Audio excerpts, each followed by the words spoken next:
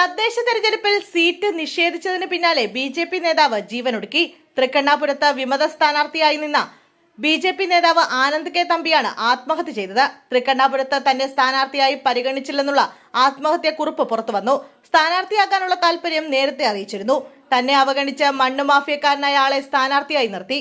ഇതിൽ മനംനൊന്താണ് ആത്മഹത്യയെന്നാണ് ആനന്ദിന്റെ ആത്മഹത്യാക്കുറിപ്പിൽ പറയുന്നത്.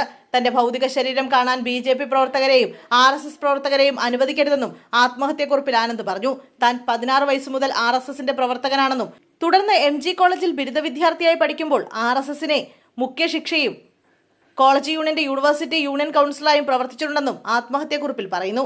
അതിനുശേഷം ആർ.എസ്.എസിന്റെ പ്രചാരകർക്കായി മുഴുവൻ സമയ പ്രവർത്തകനായി കോഴിക്കോട് കുന്നമംഗലം താലൂക്കിൽ പ്രവർത്തിച്ചു. അതിനുശേഷം തിരിച്ചുവന്ന് തിരുവനന്തപുരത്ത് ആർ.എസ്.എസിന്റെ തൃക്കണ്ണാപുരം മണ്ഡൽ കാര്യവാഹ്, തിരുമല മണ്ഡലത്തിന്റെ ശാരീരിക പ്രമുഖ്, തിരുമല ഉപനഗരത്തിന്റെ ശാരീരിക പ്രമുഖ, തിരുമല ഉപനഗരത്തിന്റെ സഹകാര്യവാഹ് അങ്ങനെ വിവിധ ചുമതലകളിൽ പ്രവർത്തിച്ചുവെന്നും ആനന്ദ് തന്റെ ആത്മഹത്യാക്കുറിപ്പിൽ പറഞ്ഞു. ആത്മഹത്യയ്ക്ക് മുമ്പ് ചില മാധ്യമ സ്ഥാപനങ്ങളിലേക്ക് അദ്ദേഹം കത്തയച്ചിരുന്നു.